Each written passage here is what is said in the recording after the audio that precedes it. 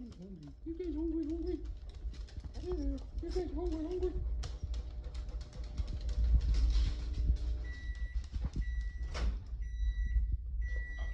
Dino Bite.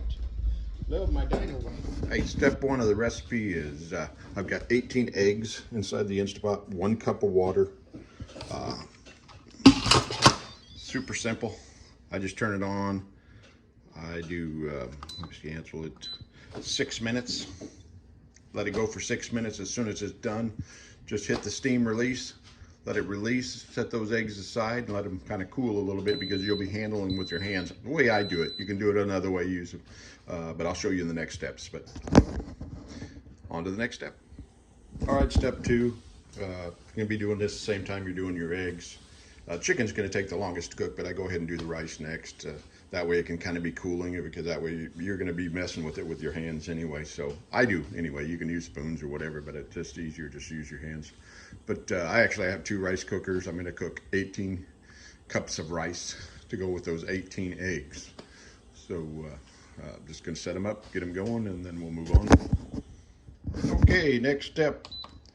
We're going to go to the chicken. The eggs are already done. I've already put them in a container that we're going to be using here in shortly.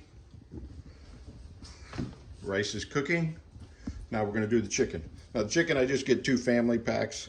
It's around 10 pounds for both of them added up together. It's a little over 10 pounds, but that usually works out pretty good. You can use frozen, we just try to usually get what's most economical. Thighs seem to work the best because they hold moisture and everything, but sometimes, like today, it's 99 cents for this, but some days chicken breasts are 99 cents. They're a little drier, but it doesn't really matter. If there's enough moisture in there, just whatever chicken's cheaper. The thighs and the breast are the easiest because there's just less bones. So you don't have to deal with it and take them all out. The thighs just have one little bone you got to pull out after you cook them. I don't leave the bones in because I don't give my dogs bones, but the next step is we're just going to take this chicken breast, put it in the Instapot. Here, we can do it real quick. I will again add 1 cup of water.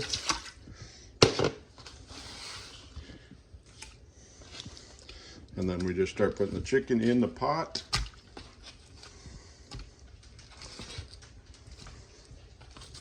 Forgive the video, it's done with an iPhone, so it's I'm just holding it while I do it. I didn't get the GoPro out or anything. But again, I'm just fill it up with all that chicken. You can do it frozen, but frozen sometimes it's hard to get off the paper. So I just go this way. And then you just close it up. And I do mine for 1 hour and 20 minutes. That seems to be the best. It makes it really cook nicely and just falls off that bone. So you can do it. In the next step, you'll just take that chicken and you'll put it in the pot with the rice and everything. We'll see you at the next step. Okay, next step was Dino Bite. This just you can buy this online, dinobite.com. It's something that we started. I've been heard it on the radio quite a bit, and so I thought we'd give it a try. It really has helped quite a bit. We've noticed extreme amount of less shedding, considering we have Bassets. The Bassets shed terrible, and we have literally seen how much, Tam? Half. Half or more less than what it is. But there's going to be 18 scoops. Everything's just kind of 18, 18, 18, and other than the chicken is 10. But then you just kind of sprinkle that on there. You see I got the eggs in there. They're going to all get crushed up here in the next step, but you just want to give 18 scoops. So just put that on there and we'll see you at the next step. All right, here we are at the next step. Chicken's been cooked. You can either do a quick release on it, or you can do its normal timed release as it does it. Timed release seems to let the chicken get a little bit softer and it gets off the bone a little easier. I did a quick release this time, and we'll just see what happens. But the chicken stock that's in here, you can save that. Don't be dumping that out. Save that. But basically what I do is I let that sit after I get all the chicken out, and I'll take an egg or a baster, and I'll basically suck that juice off and put it in a ball jar. And until it goes all the way to down the bottom, because the oil's going to float, and so you just want the juice. You don't want all that oil, so you get good clean stock that you can reuse. And I do it 2 different ways. I'll either just put it in the fridge if I know I'm going to use it earlier, or I'll dump it in a freezer bag and I'll freeze it, and then I come back and vacuum seal it so it's good for a long time. So I have it. But get the chicken off of there. You can kind of see, I'll take one out and just show you, but we take it out, you can kind of see, and I just mess with it, and it will literally, the chicken bones will just literally fall off the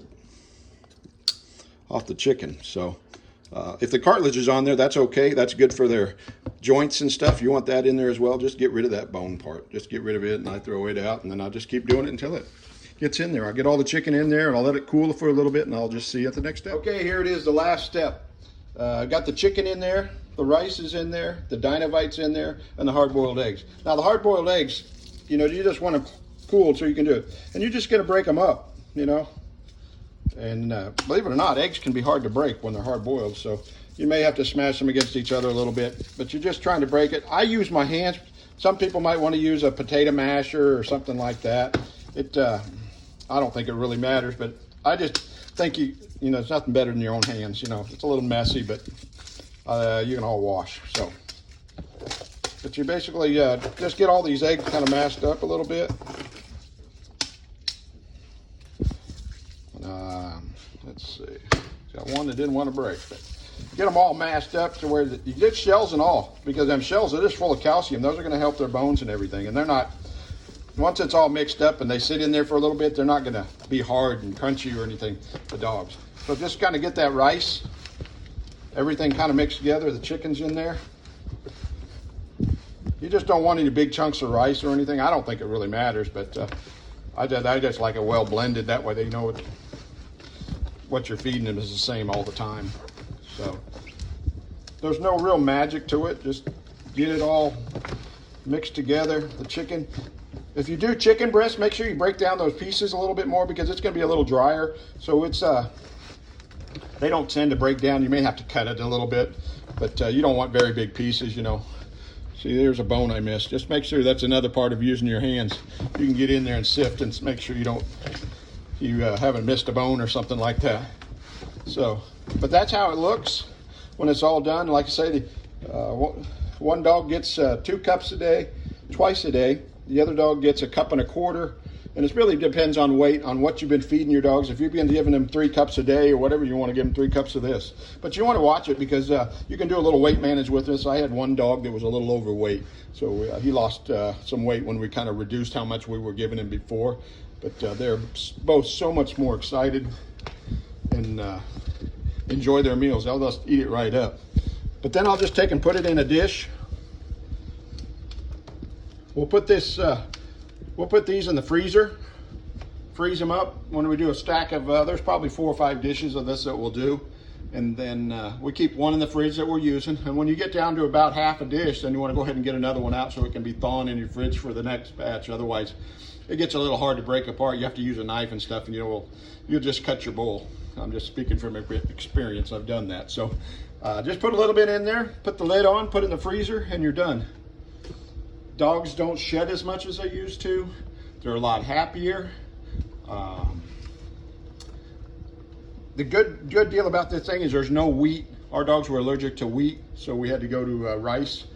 Dog food, we were actually using Purina Pro Plan before, but then we ended up going to this, and they're just so much more happier, and they just really enjoyed the meal. It takes a little time. It takes about 2 hours to do all this together, but you know, your dogs are worth it. They really are. That's our kids are all moved out, so this is our dogs.